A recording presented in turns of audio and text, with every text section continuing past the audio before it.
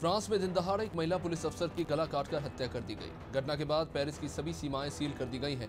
आतंकी हमले के कुछ ही देर बाद एंटी टेररिस्ट यूनिट ने आतंकी को घेरकर मार गिराया है। यूनिट को शक है कि इस आतंकी के कुछ और भी साथी हैं जो हमले में शामिल थे। इनकी तलाश के लिए ऑपरेशन जारी है। इटली के एक हॉस्पिटल में काम करने वाले व्यक्ति को अनुपस्थित होने वालों का बादशाह कहा जा रहा है, क्योंकि वो बिना कोई नोटिस या अर्जी दिए पिछले 15 सालों से अपने काम पर नहीं जा रहा। इससे अधिक हैरानी वाली बात यह है कि इन 15 सालों में उसे हर महीने सैलरी मिलती रही। हालांकि सरकार ने इस शख्स की पहचान उजागर नहीं की है।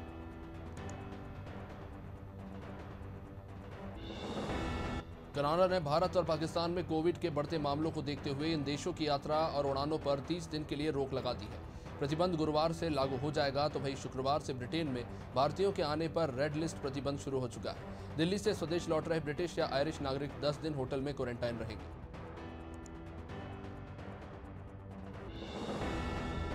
अमेरिकी राष्ट्रपति जो बाइडेन की पर्यावरण पर आयोजित वर्चुअल समिट शुक्रवार को चलने और बदलवाने के संकल्प के साथ संपन्न हुई। इसके दौरान केन्या को केरोसिन स्टोव से निजात दिलाने और इजरायल की बैटरी क्षमता बढ़ाने पर चर्चा हुई। बाइडेन ने कहा कि लक्ष्य प्राप्ति के लिए हम साथ चलेंगे।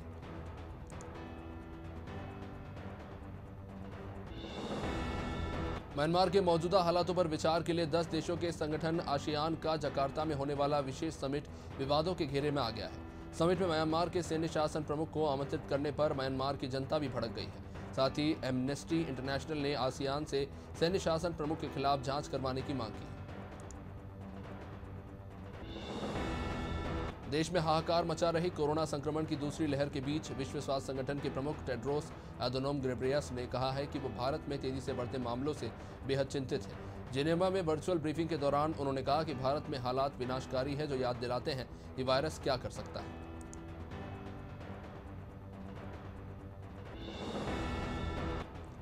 कोरोना मरीजों के लिए ऑक्सीजन की किल्लत पर दिल्ली हाईकोर्ट ने नाराजगी जाहिर की है। हाईकोर्ट ने शनिवार को कहा है कि अगर कोई केंद्र सरकार, राज्य सरकार या फिर स्थानीय प्रशासन के किसी अधिकारी ने ऑक्सीजन सप्लाई में रुकावट डाली है तो उसे फांसी पर चढ़ा देंगे।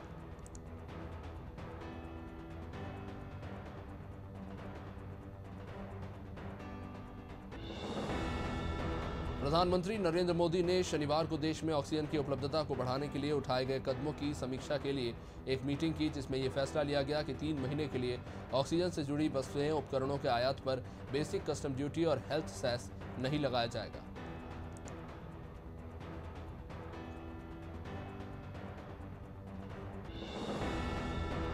राजधानी दिल्ली से बड़ी खबर आ रही है। यहां जयपुर गोल्डन हॉस्पिटल में ऑक्सीजन संकट के चलते देर रात 20 लोगों की जान चली गई। अस्पताल के डॉक्टर DK बलूजा ने जानकारी दी। उन्होंने बताया कि अभी सरकार की तरफ से ऑक्सीजन टैंक मुहैया कराया गया है। यह भी अगले 2 से ढाई घंटे तक ही चलेगा। हॉस्पिटल में 260 मरीज भर्ती हैं। केंद्र सरकार राज्यों को कोरोना की दोनों वैक्सीन मुफ्त में उपलब्ध कराएगी। हेल्थ मिनिस्ट्री ने शनिवार को बताया कि केंद्र सरकार के लिए कोरोना की दोनों वैक्सीन का रेट 150 रुपये प्रति डोज ही रहेगा। इस रेट पर केंद्र वैक्सीन खरीदकर पहले की ही तरह राज्यों को मुहैया कराता रहेगा।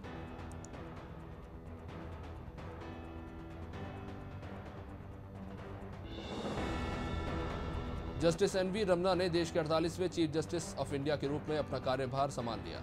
राष्ट्रपति रामनाथ कोविंद ने शनिवार को उन्हें शपथ दिलाई। जस्टिस रमना ने CJI SA बोबडे की जगह ली।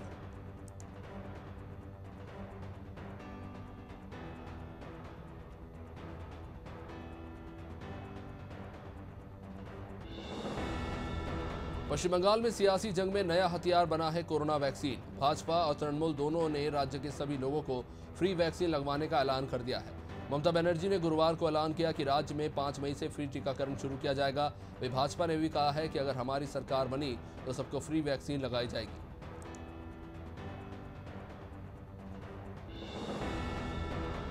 सीगो और टिकरी बॉर्डर पर किसानों के धरने प्रदर्शन से आसपास के गांव में कोरोना फैलने की आशंका के बाद केंद्र सरकार की किसानों को वहां से हटने की आशंका के मद्देनजर संयुक्त मोर्चे ने बॉर्डर के 40 गांवों को गोद लेने का फैसला लिया है। गांव में विशेष अस्पताल और डॉक्टरों की सुविधा उपलब्ध कराई जाएगी।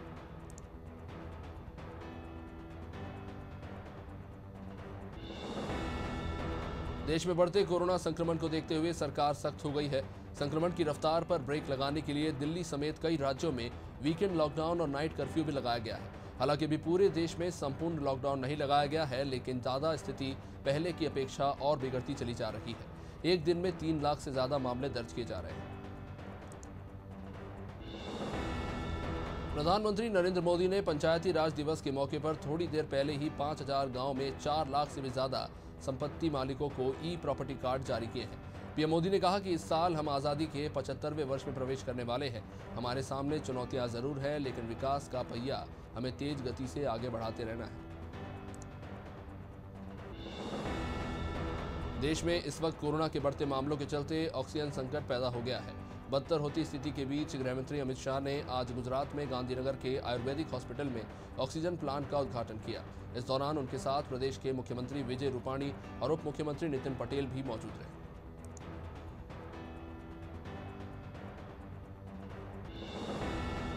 रक्षा मंत्री राजनाथ सिंह ने शनिवार को कोविड संक्रमण से निपटने में रक्षा मंत्रालय के प्रयासों का जायजा लिया। रक्षा मंत्री ने देश के chief of defence staff Vipin Rawat, रक्षा सचिव, डीआरडीओ के चेयरमैन समेत अन्य अधिकारियों से वीडियो कॉन्फ्रेंसिंग के जरिए महामारी के संकट के समाधान को लेकर उठाए गए कदमों पर विस्तार से बातचीत की।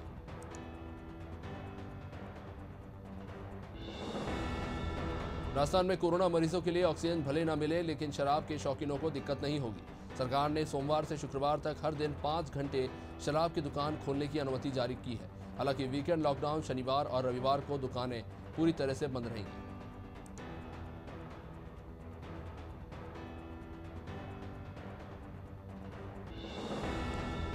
बिहार में कोरोना से हाहाकार मचा हुआ है। हर दिन मौत का आंकड़ा बढ़ता जा रहा है।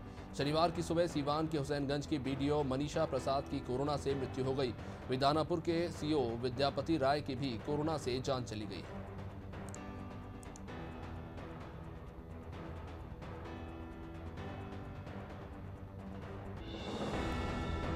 चंडीगढ़ स्टेट के nodal officer oxygen doctor Manjeet Singh ने बताया कि इस समय शहर में ऑक्सीजन की कोई कमी नहीं है और कोरोना संक्रमण के मरीजों को ऑक्सीजन गैस को लेकर किसी तरह की चिंता करने की जरूरत नहीं है। इस समय शहर के 3 अस्पतालों में ऑक्सीजन जनरेटर प्लांट काम कर रहे हैं और हजारों लीटर ऑक्सीजन रोजाना बना रहे हैं। पंजाब में संक्रमण के मामले बढ़ते जा रहे हैं। शनिवार को केंद्रीय मंत्री सोम प्रकाश कोरोना की चपेट में आ गए। उनकी रिपोर्ट पॉजिटिव पाई गई है। ऑक्सीजन की कमी के कारण उनकी तबीयत बिगड़ गई है, इसलिए उन्हें मोहाली के फोर्टिस हॉस्पिटल के आईसीयू में भर्ती करवाया गया है।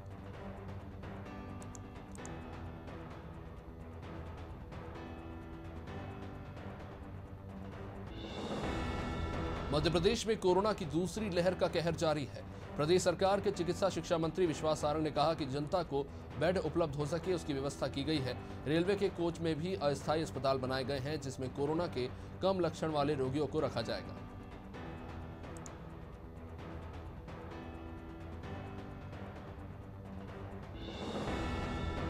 कोरोना कर्फ्यू के बीच छतरपुर के राजनगर में नायब तहसीलदार रूपम गुप्ता एक्शन मोड में नजर आ रहे हैं। वो खुद बाइक पर सवार होकर मार्केट पहुंच गई और जो भी दुकान खुली मिली उन्हें सील कर दिया।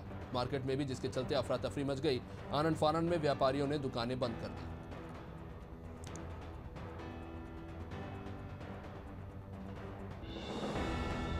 मंदसौर में ऑक्सीजन ने स्वास्थ्य विभाग के साथ साथ प्रशासन की सांसें भी फुला दी है। जिला अस्पताल और जीएनएमटीसी सेंटर में ऑक्सीजन कम होने पर डॉक्टरों ने ऑक्सीजन का फ्लोर कम करके वेंटी मास्क का उपयोग कर व्यवस्था को बनाए रखा।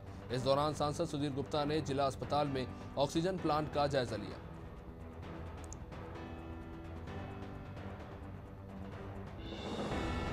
नागदा में लगातार बढ़ रहे कोरोना संक्रमण के चलते पुलिस प्रशासन ने सख्ती बढ़ा दी है। पुलिसकर्मियों ने बेवजह सड़कों पर घूमने वालों पर चालानी कार्रवाई की। साथ ही समझाइश दी कि घरों में रहकर कोरोना की चेन तोड़ने में मदद करें। वहीं नियमों का उल्लंघन करने पर कुछ दुकानों पर कार्रवाई भी की गई।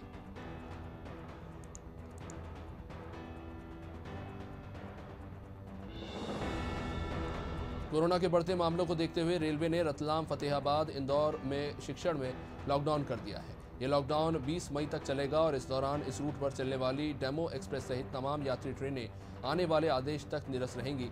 साथ ही मालगाड़ी का संचालक भी बंद कर दिया गया है। आपको बता दें कि मंडल के 45 स्टेशन मास्टर कोरोना की चपेट में आ चुके हैं। मंदसौर के सीतामाऊ थाना क्षेत्र में असली और नकली किन्नरों के बीच में जमकर मारपीट हुई। बताया गया कि 2 युवक किन्नर बनकर मांगलिक कार्यक्रमों में रुपए मांग रहे थे। दोनों युवक शादी वाले घर में पहुंचे और 5,000 की डिमांड करने लगे। तभी मौके पर पहुंचे असली किन्नरों ने नकली किन्नरों की जमकर पिटाई की।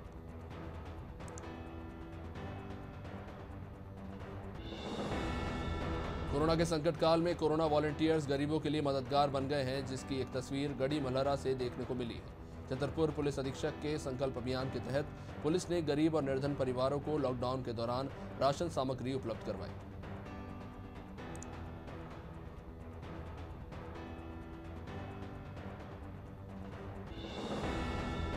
कोरोना कर्फ्यू में कोरोना की चेन को तोड़ने के लिए पंधाना एसडीएम आरती सिंह ने शहर के निजी चिकित्सकों और मेडिकल संचालकों की बैठक ली। इस दौरान उन्होंने कहा कि मरीजों की पर्ची बनाते समय तारीख जरूर डालें। मरीज के मोबाइल नंबर सहित डेटा एसडीएम कार्यालय से प्रतिदिन भेजें ताकि बेवजह घूमने वालों को रोका जा सके।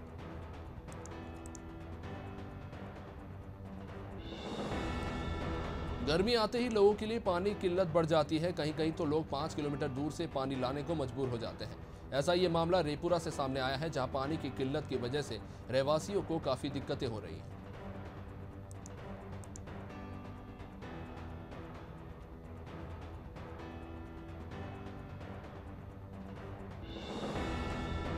रेपुरा में ओवरलोड वाहनों की आवाजाही पर प्रशासन सख्ती नहीं बरत पा रही। आए दिन शहरों के बीचों बीच भूसे से भरी ट्रैक्टर ट्रॉली निकल रही है, जिसकी वजह से कोई भी घटना हो सकती है। इससे कुछ समय पहले ही ट्रैक्टर ट्रॉली पलटने से 3 लोग घायल हो चुके हैं।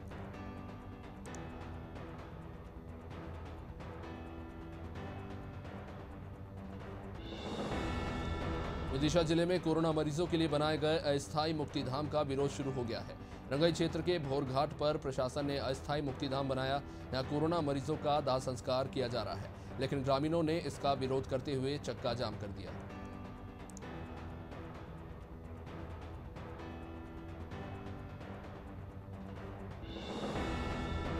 सेवा भारती एवं विश्व हिंदू परिषद सेवा विभाग खंडवा के द्वारा कोरोना से बचाव हेतु टीकाकरण शिविर लगाया गया, जिसमें क्षेत्र के 45 वर्ष या उससे अधिक उम्र के लोगों को कोविशील्ड का पहला टीका लगाया गया। वहीं जिनको पहला टीका लग चुका है उनको दूसरा टीका लगाया गया।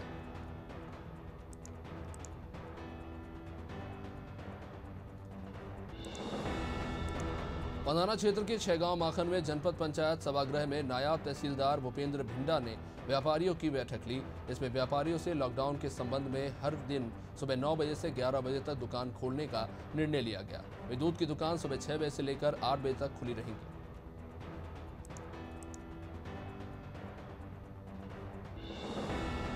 कबीरधाम के दमापुर पुलिस ने प्रसव के बाद प्राथमिक स्वास्थ्य केंद्र में उचित साधन उपलब्ध न होने पर जच्चा और बच्चा को सुरक्षित घर पहुंचाया।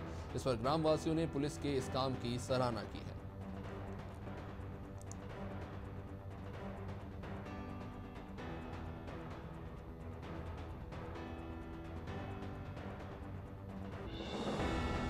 राष्ट्रीय पंचायत पुरस्कार 2021 के तहत कबीरधाम जिले की सहसपुर विकासखंड की ग्राम पंचायत महाराटोला को दीनदयाल उपाध्याय पंचायत सशक्तिकरण पुरस्कार से सम्मानित किया गया। ये सम्मान ग्राम पंचायत को ऑनलाइन काम करने को लेकर दिया गया।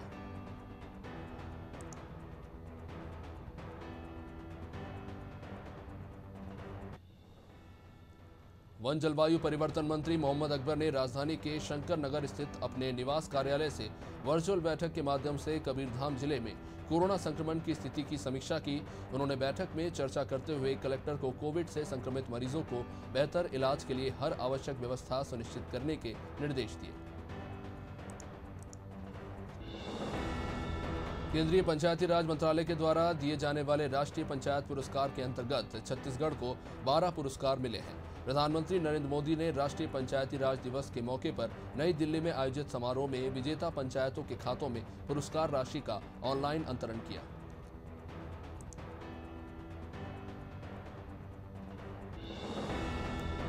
दंतेवाड़ा में माओवादियों ने बीती रात किरंदुल विशाखापट्टनम पैसेंजर ट्रेन को अपना निशाना बनाया और उसे डिरेल कर दिया। रेल का इंजन एक बोगी और पटरी से नीचे उतर गई थी। इस पैसेंजर ट्रेन में करीब 30 से 40 लोग सवार थे, जिन्हें डीआरजी के जवानों ने रात में ही रेस्क्यू करके निकाल लिया।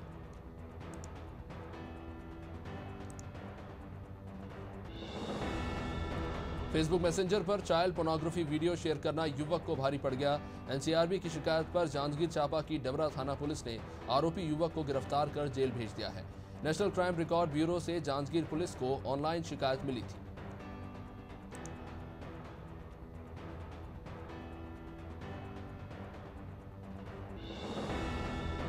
कोरोना संक्रमण की चेन को तोड़ने के लिए कबीरधाम में भी लॉकडाउन लगा हुआ है, लेकिन लोग कोरोना काल में भी नियमों का पालन नहीं कर रहे और लगातार लापरवाही करते नजर आ रहे हैं। ऐसे में पुलिस प्रशासन भी सख्ती से कार्रवाई में जुटा हुआ है। इसी के चलते एक बार फिर पंडातराई पुलिस की टीम लोगों को जागरूक करने सड़कों पर उतरी।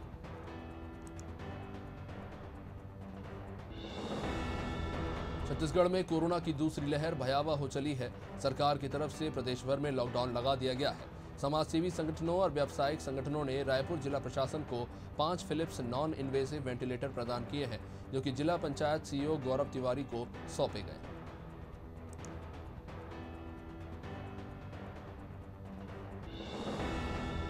छत्तीसगढ़ की राजधानी रायपुर, जशपुर, सूरजपुर, बेमेतरा, धमतरी और कांकेर जिले में 5 मई तक लॉकडाउन बढ़ा दिया गया है। अभी तक इन जिलों में 26 अप्रैल तक लॉकडाउन था।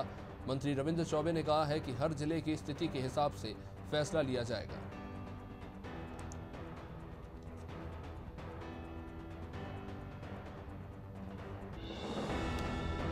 छत्तीसगढ़ के बीजापुर में अगवा किए गए डीआरजी के एसआई मुरली ताती की नक्सलियों ने शुक्रवार देर रात हत्या कर दी।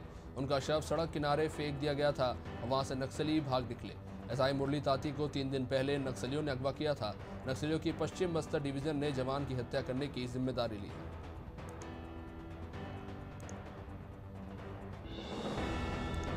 छत्तीसगढ़ के मुख्यमंत्री भूपेश बघेल ने 18 साल से अधिक उम्र के लोगों को कोरोना वैक्सीन मुफ्त में लगाने का निर्णय लिया है, जिससे गरियाबंद के देवभोग ब्लॉक के एनएसयूआई कार्यकर्ताओं में खुशी देखने को मिली।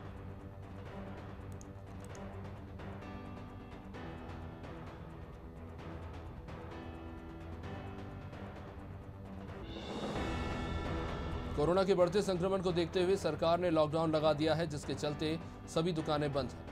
इसी का फायदा उठाकर नगर के कई व्यापारी 150 रुपए में बिकने वाले गुड़ाकों को 700 रुपए तक में बेच रहे हैं।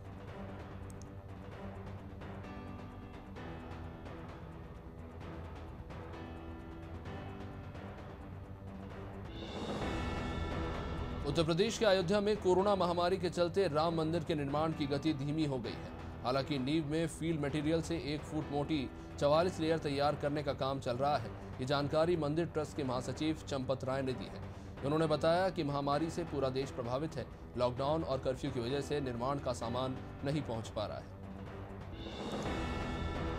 बोकारो के स्टील प्लांट से पहली खेप लेकर ऑक्सीजन एक्सप्रेस शनिवार सुबह लखनऊ पहुंच गई है। 3 टैंकर 60,000 लीटर लिक्विड ऑक्सीजन लेकर सुबह लखनऊ पहुंचे। इस दौरान अपर मुख्य सचिव गृह अवनीश अवस्थी रेलवे स्टेशन पर मौजूद रहे। अवस्थी ने बताया कि लखनऊ के लिए 2 टैंकर आए हुए हैं। 1 टैंकर अन्य जिले में भेजे जाएंगे। उत्तर प्रदेश की राजधानी लखनऊ में मोहनलालगंज लोकसभा सीट से भारतीय जनता पार्टी के सांसद कौशल किशोर ने राजधानी में ऑक्सीजन की आपूर्ति को लेकर सवाल उठाए हैं। कौशल किशोर का कहना है कि घर में आइसोलेटेड लोगों को ऑक्सीजन नहीं मिल पा रही है। साथ ही सांसद किशोर ने धरने पर बैठने की भी अब चेतावनी दी।